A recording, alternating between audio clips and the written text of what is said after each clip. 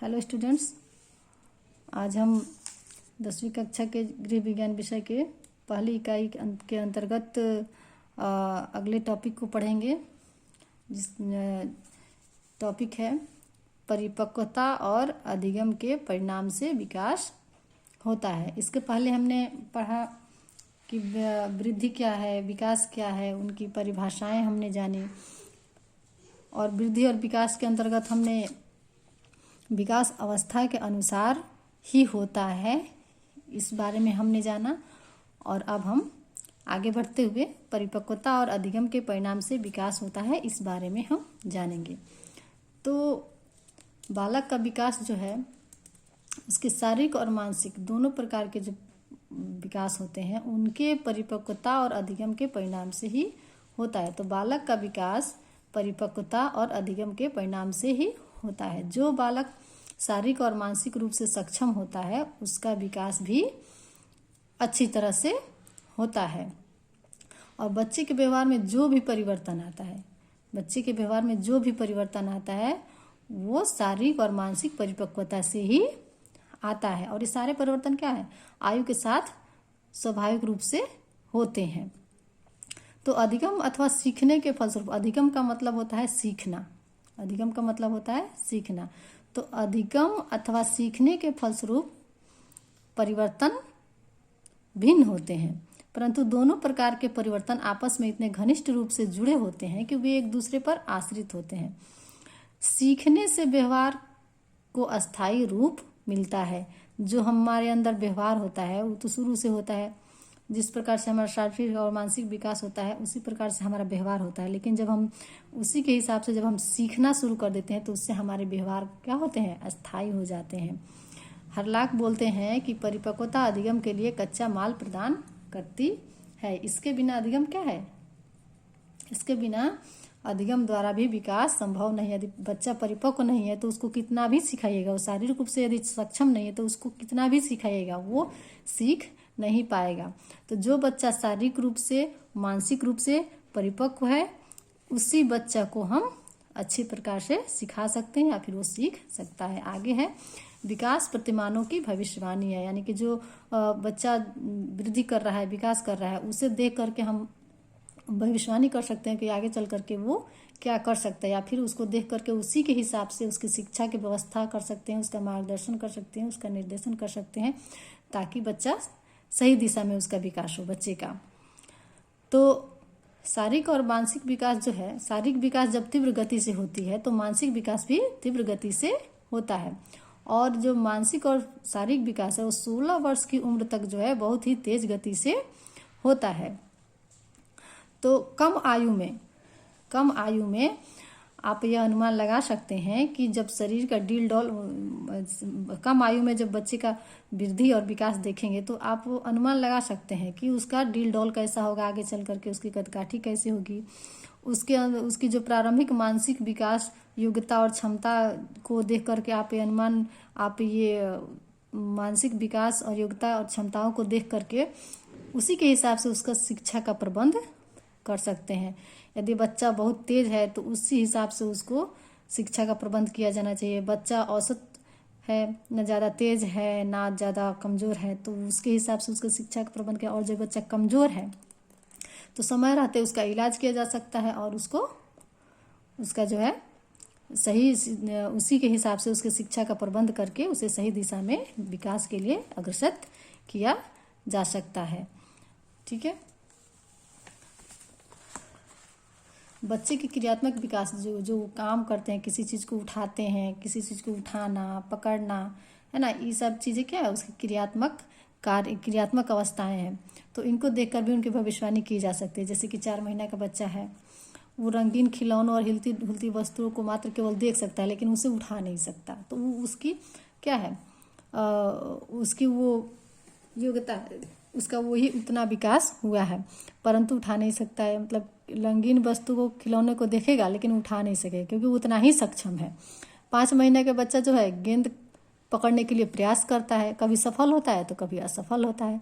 8 महीने के बच्चा क्या होता है, गेंद को पकड़ पाता है पूरी तरह से नहीं, यानी कि उसके मांसपेशियां पर अपने नियंत्रण करना सीख गया है और गेंद को पकड़ पाता है। 9 महीने का बच्चा जो है कई खिलौनों के बीच में से अपना खिलौना उठा सकता है। यहाँ पर वो अपने मानसिक विकास का प्रदर्शन कर रहा है कि वो अपने खिलौने को पहचान रहा है। तो इस प्रकार से हम बच्चे के विकास की भविष्यवाणी कर सकते हैं। अब आगे है कि विकास का निश्चित क्रम होता है। विकास का क्या होता है? विकास एक निश्चित क्रम में होता है। एक क्रम होता है उसका मस्तकाधोन्मुखी और दूसरा होता है निकटस्थ क्रम। मस्तकाधोन्मुखी के अनुसार शरीर का विकास सिर से पैर की दिशा में होता है। इसके अंतर्गत पहले बच्चा सिर उठाता है, फिर धड़ को और फिर अंत में पैरों को घसीटता हुआ खड़ा होना सीखता है। और दूसरे के अनुसार जो है विकास जो होता है सुषुम्ना नाड़ी के जो सुषुम्ना नाड़ी हमारे रीढ़ की हड्डी में पाए जाते हैं, तो वहाँ से प्रारंभ होकर दूर के क्षेत्रों की ओर बढ़ता है। इसी कारण जो है हाथ और पैरों की उंगलियां जो है देर से कार्य करती हैं, उनके काम करने का विकास देर से होता है। तो विकास के शारीरिक विकास के समान ही मानसिक प्रक्रियाओं के विकास का भी निश्चित प्रतिमान होता है। आगे उसी के हिसाब से आगे भी विकास निश्चित क्रम से होते जाते हैं।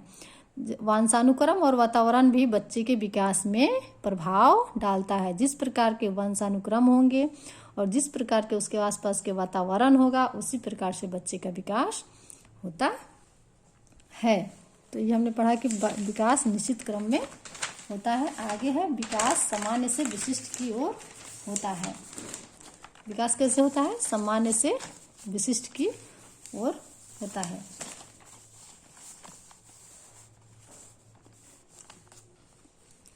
बच्चों में सामान्य क्रियाओं का विकास पहले होता है और बाद में विशेष प्रकार की अनुक्रियाएं करते हैं। जैसे कि एक छोटा सा शिशु है, गेंद को पकड़ने में संपूर्ण शरीर को हिलता देखा जाता है। जैसे कि उस शरीर को जब गेंद पकड़ने के लिए पूरा शरीर का जोर लगा देता है, लेकिन वो गेंद को नहीं पकड़ पाता है।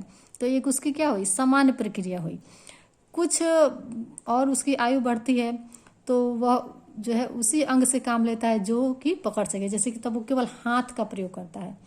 पहले उस बॉल को पकड़ने के लिए पूरे शरीर का प्रयोग कर रहा था, लेकिन समर्थ नहीं था, यानी कि उसकी सामान्य क्रिया थी। लेकिन कुछ दिन बाद जब उसका आयु बढ़ी तो उसका उसी अंग से काम लेने के हाथ से काम ले रहा है ताकि बॉल को पकड़ सके, यानी कि उसका विकास जो है सामान्य से विशिष्ट की तरफ हो रहा है। इसी तरह सभी शारीरिक और मानसिक प्रक्रियाएं सामान्य रूप से शुरू होकर के विशिष्ट रूप को धारण कर लेती हैं। पहले बच्चा साधारण सा काम करता है, फिर उसको और विशिष्टता आते जाती है उसके काम में। वो काम को धीरे धीरे अच्छे तरीके से और बहुत ही अच्छे तरीके से करना शुरू है। यही बात मानसिक विकास पर भी लागू होती है। बच्चे के में संवेगात्मक अभिव्यक्ति के नाम पर सामान्य से क्षणिक उत्तेजना देखी जा सकती है। पहले वो अपना रो करके करता है, छोटा बच्चा अपना प्रतिक्रिया रो करके व्यक्त करता है, कोई वस्तु ले ली जाए।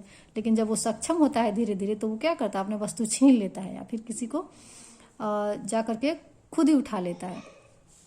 तो इस प्रकार शारीरिक परिपक्वता और मानसिक विकास के आगे बढ़ने पर उसमें भय, क्रोध, प्रेम और घृणा के संवेग स्पष्ट रूप से दिखाई देते हैं। धीरे धीरे जैसे उसका शारीरिक रूप से वो बढ़ते जाता है, शारीरिक परिपक्वता बढ़ती जाती है, वैसे वैसे उसके अंदर में जो विशेष प्रकार के विकास होते जाते हैं।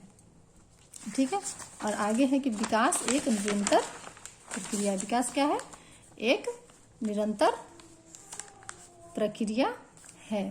विकास हमेशा होते रहता है। निरंतर मतलब हमेशा होते रहता है। यह जो है बीज अवस्था से आरंभ होकर के जीवन पर्यंत चलता रहता है। जीवन के आरंभिक वर्षों में यह आरंभ होकर के आयु के साथ साथ परिपक्वता की ओर बढ़ता है।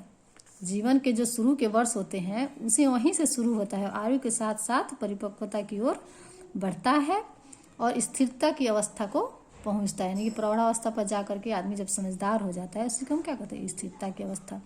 बाद में विकासों की गति जाता नहीं रहती। जब प्रौढ़ावस्था तक वो पहुंच जाता है, यानी कि किशोरावस्था के कुछ समय बाद तक तेजी से विकास होता है, इसके बाद थोड़ी गति धीमी हो जाती है। परंतु बचपन में विकास तेज गति से होता है। यह निश्चित स्वरूप में विभिन्न आयु स्तरों में निरंतर बढ़ाए हुए बढ़ता है और एक से आगे वाली दूसरी अवस्था में प्रवेश करता है और पुनः आगे बढ़ता है। यानी कि एक कड़ी में आगे होते जाता है विकास, कुछ न कुछ विकास, यानी कि हम जीवन भर कुछ न कुछ सीखते रहते हैं। वो क्या है? विकास है। जो हम कुछ सीखते रहते हैं, कुछ न कुछ सीखते रहते हैं, तो क्या होता है? हमारा विकास होता है। ठीक है।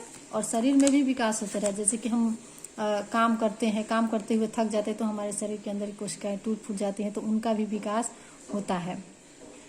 और यदि हम बीमार पड़ जाते हैं तो कोशिकाएं मर जाती हैं हमारे शरीर की बहुत सारी, तो उनका भी रिपेयरिंग, उसका भी निर्माण होता है, तो भी क्या होता है? विकास होता है। ठीक है। तो आज के वीडियो में बस इतना ही। अब अगले वीडियो में हम वृद्धि और विकास को पढ़ेंगे।